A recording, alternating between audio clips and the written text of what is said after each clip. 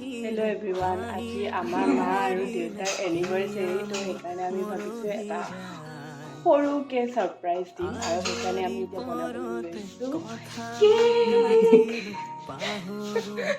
এতিয়া আমি কেক বনাম, চ' চাই থাকক ভিডিঅ'টো।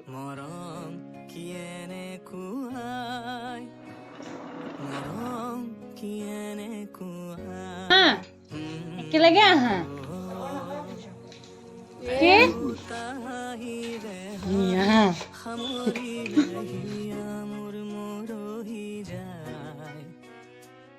আজৰি পৰতে কথাবোৰ গাঁঠিলো পাহৰো তো